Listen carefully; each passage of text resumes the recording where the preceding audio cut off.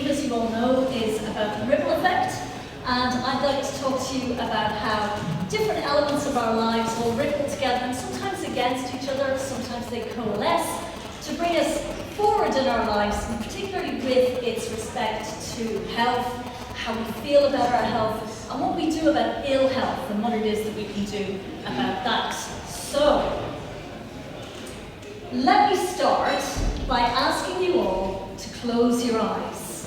Okay, don't worry, I'm not going to leg it. I'll be here when you open them up again. Now, I want you to think about your day, okay? So when you woke up, did you feel rested? Had you had a good sleep? Did you wake up in somebody's arms? Did you wake up in the dog's arms? Did you have a stuffed animal or a real animal? Did you have to get up really, really quickly, or did you get to laze around and look at your phone and go on Facebook and Instagram and all those other things that make you feel terrible about yourself? Did you have to get up and get some kids out? Because that's a trial in itself. Did you have a breakfast? Did you have a healthy breakfast? Are you a tea person? Are you a coffee person? Are you a nothing person? So, did you have happiness around you this morning? Did you perhaps have a heated disagreement about the virtues of putting an empty jam jar back in the fridge? Okay, back to you. Did you get hugged? Did you get kissed? Did you come here on your bike? Did you come here by a car? Did you come on public transport where your nose ended up in somebody's armpit? Because that happens to me. Did you walk? How much fresh air have you had today? Are you hungry right now? Are you thirsty? Are you hot? All of these questions I could ask you just about today. Don't open your eyes now. It's okay, I'll keep them closed around you because you have to look at me. So what I could do is I could ask you those questions and you would give me answers. And you would give me different answers yesterday. And you will give me different answers tomorrow. And you will all have different answers to each other. And that speaks to our diversity, which is a beautiful thing. But it also speaks to the experience that we have, and what a rich experience we have. So why is this important? Well, the point I want to impress upon you is that all of these issues, all of these things, everything that happened today has a physiological effect on you, okay? We are physiological beings. We are made up of chemicals and proteins, and chemicals that act on proteins. We run on electricity, and we are fueled by sugars, and proud of it too. And that's how we work. But everything that happened to you today, and everything that happened to you yesterday, and everything that happened throughout your life, and everything that will happen, will have an effect on that chemistry. Everything that you do, everything that you want to do, everything that you feel, everything that you are, is born out of that chemistry and is influenced by all of that environment around you. And so that's why we have this, the ripple effect in health. So we have 3 different factors that we can identify that we know are very sensitive to all of these different factors in your life and all of these different things that happen within your lives and things that you have to do just to live. So everything that you do, everything that you are, it comes from an exquisite dance between your brain, your body, and your behaviour. And that's all wrapped up in the environment in which you find yourself.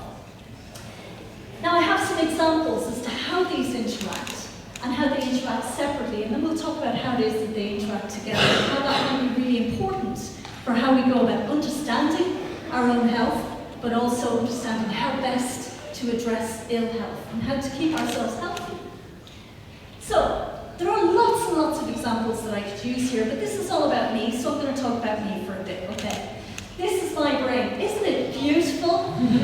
I accept compliments, please, please don't hold back. It's really good resolution as well. It's not how it feels, right? But it looks really clear, doesn't it? So this is an example of how behavior can influence your brain. So, when I was growing up, I was raised like veal, okay? It is not a good practice in animal husbandry. It's certainly not a good practice in growing humans either. I was raised wrapped in cotton wool. This is metaphorical cotton wool because it is actually illegal to wrap children in cotton wool. I'm pretty sure there's laws against that. I wasn't allowed to run around, I wasn't allowed to jump, I wasn't allowed to climb trees, I wasn't allowed to scramble over rocks, anything that could hurt me, I wasn't allowed to do. And of course, very quickly, it turned into a self-fulfilling prophecy in that I developed a condition known as chronic clumsiness, okay? Because I wasn't practiced in this at all. But what did it mean for my brain? Well, what it meant was, I don't think I have a pointer on here, but what it meant was this bit. I'm going to jump. Chronic clumsiness, here we go. Okay, so you see this bit here? Just this bit there. Because again, I'm not tall. And the other problem with being chronically clumsy is that when you grow up like veal, your ankles get very, very weak because you're not using them properly, which makes high heels impossible, which is really bad for the vertical challenged. So we better not go there. It's really small. It's called my cerebellum, right? And it's right there behind my brainstem, underneath my cortex, which is that lovely crinkly bit. That's not the technical term, we'll go with it. So that cerebellum is actually quite small in the general scheme of things. It's not hooked up to anything. Frankly, it's really, really important in our coordination. It's really important in how it is that we navigate our world, how it is that we kick footballs, how it is we do sports, how it is we play musical instruments. Really, really important in all of that. Mine just laughs at me. It is like a pea. It's really, really small. Because I never experienced behaviours that would grow that area, that would connect it up to all the important other areas. It got so bad that actually one time, when I was 9, I saw a basketball come towards me at great velocity, towards my face, and I just looked at it. And my body didn't know what to do. So it hit me, flat in the face, and I haven't smelled anything since. Which is really good as a parent, but it's not good in other respects.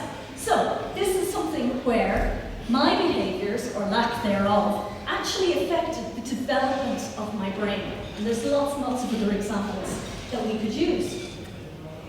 Okay, so let's think about the intersection between the body and the brain.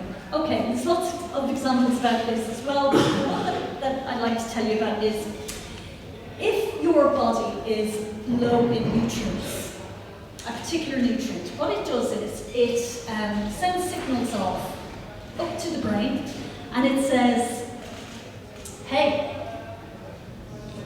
I personify everything, right? So your body goes, hey brain, I am running low on vitamin C. Sort me out, babe.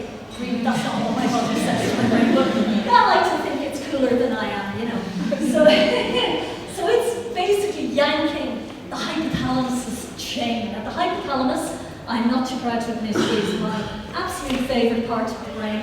I introduce myself this way, I know I'm Amanda, and the hypothalamus is my favourite. But really, the hypothalamus is the bit of your brain that actually does everything that you're not aware of. It's very unconscious. It keeps everything in your body in place. It keeps it within those nice constraints that it likes. It's called homeostasis. So it sorts out our homeostasis. And we are not aware of it in any way, shape, or form.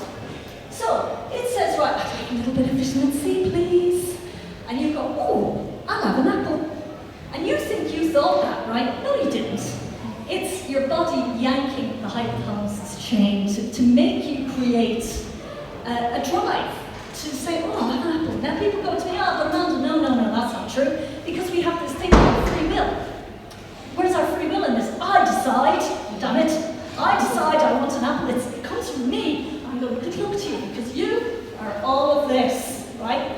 And it's all interconnected, again, ripple effect. So, where your free will comes in is you deciding how it is that you want to act upon the forceful suggestion of your hypothalamus that you increase the amount of vitamin C in your body. So what do? Well, you could reach for an apple, for example, if there were apples around, you eat an apple, or you might say, oh, that's some apple juice. Or you might take the altogether more creative option and say, I'm going to the pub for a nice refreshing cider. That'll get my vitamin C up. It is at least 2 of your 5 a day. Don't tell anybody else that. It's true.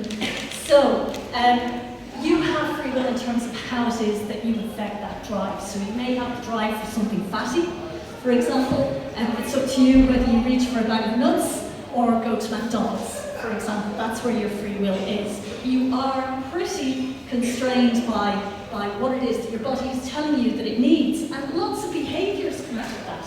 So when we're thinking about the brain influencing behaviour, we've had a little example of that, how we move into certain behaviours to satisfy these needs, but also we can think of it in terms of having imbalanced neurochemistry, for example. And again, there's lots of examples of this.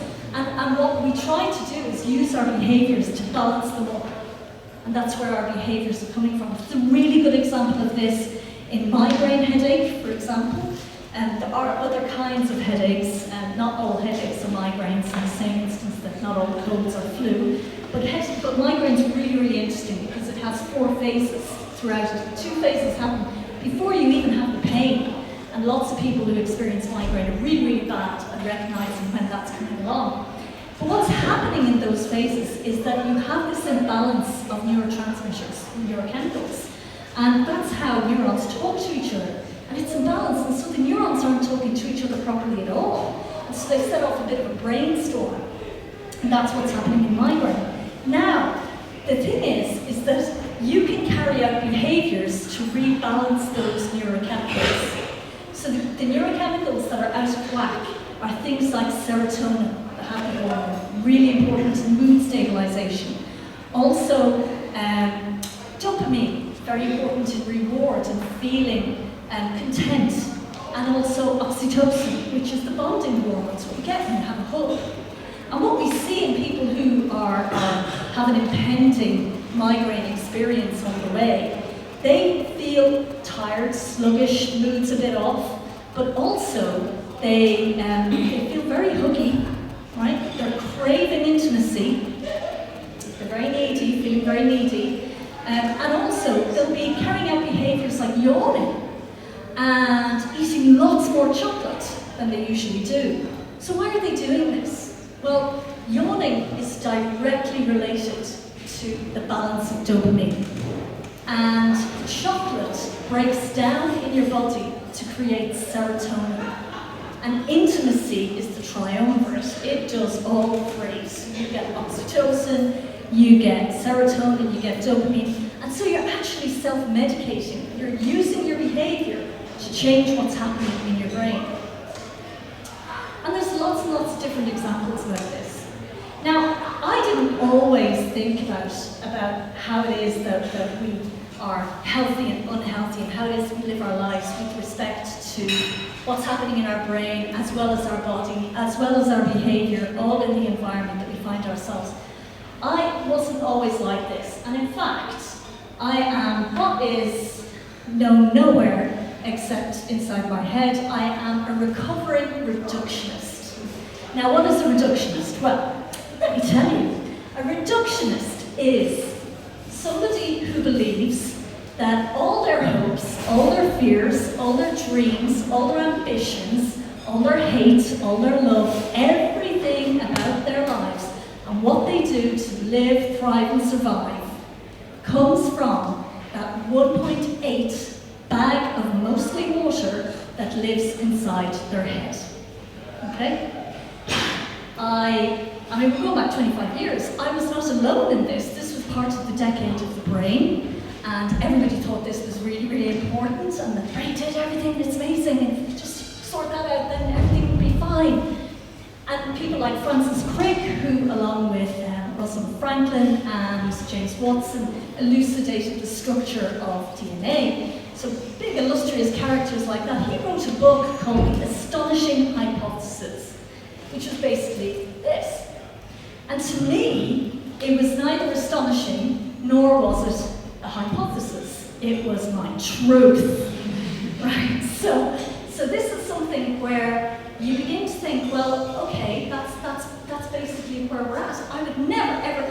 life, I have never, I will never tell anybody in this world that I love them from the bottom of my heart. Just won't do it. I want to tell them that I love them from the bottom of my limbic system. So your limbic system is a loose collection of different brain regions that bring about our emotions, help us understand emotions, and help us express emotion. It's your limbic system that you love from, not your cardiac pump that you all know as the heart. So I keep every Valentine's Day I reach out to Hallmark and go, get your act together! This is ridiculous. This is not where your love comes from. Anatomically incorrect. Cardiac pumps all over the cardiac. It's ridiculous. So this is how I live right now. Okay, you might say, well, that's a very reductionist way of looking at it. I said I was in recovery. Okay, I'm not cured. That's where I'm at. Okay, I don't think you're ever cured of it. But this is really, really important, because what happened then was that in the ensuing 20-odd years, I began to work in neuroscience. I worked really hard to work out what different parts of the brain did and how it is that they talk to each other, and how it is that the neurochemistry affected how it is that they talk to each other. And I would talk about the very mechanism by which we tick. It's called the action potential. I talk about that at great length with all the other people who had no friends and didn't get out much. Can do that.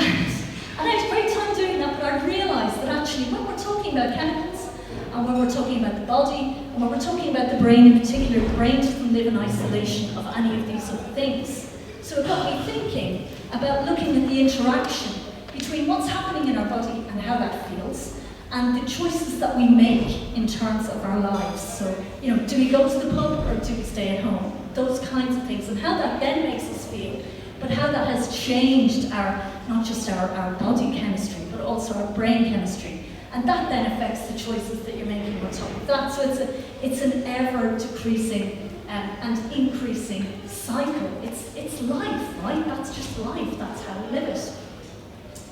Now, where this leaves us is that you might think, as would be the reductionist canon, that if we know all these things about the brain, then really we can just replace balances that are imbalanced. We can replace neurotransmitters, neurochemicals like serotonin that might be low, for example. And this is very prevalent in psychosis, in mental illness, in depression, in Parkinson's, in lots and lots of these different things. It works, it's great. But done in concert with an understanding of how it is those neurochemicals bring about our behaviours and the effect it's having in your body, that can change everything.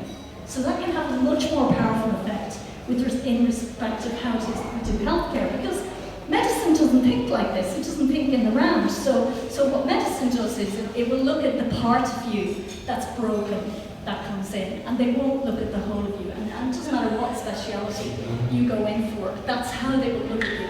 They don't think about different parts of your body working in concert with each other. They don't even think about how it is your body works in the environment in which you live. And they don't look at how that's actually going to affect your brain processing. So they tend to look at it in terms of treatment and not cause, and that's a big gap between where we are as academic scientists and where we are in practice. So we need to redress that and say, okay, it's great we've got these pills that you can take that will fix things, but there are ways that we can make things better outside of that with respect to people's experience of their health. So what should we do? Well, we need to take a much more personalised approach. We need to understand people's lives. We need to know that all of these different aspects of their lives can have an effect on what it is that we're trying to do in medicine, which is to treat people and to make them feel better. So we also need to take into account people's experience of their own health, which is myriad and totally different for everybody. There are some race and culture and inequality issues here that we just don't have a good handle on with respect to how it is that we can help all of the people all of the time, instead of the current medical model, which is helping some of the people some of the time. It is not a one-size-fits-all solution, and that's a real problem. We need to get to grips with that. How do we do that? Well, we need to ask a lot more questions, okay? So what we need to do is we need to work out what the right questions are, and then we need to work out the valence and value those answers have, and what kind of influence the answers have with respect to how it is that we're behaving, or how it is we feel, what's going on in our brains, what's going on in our bodies.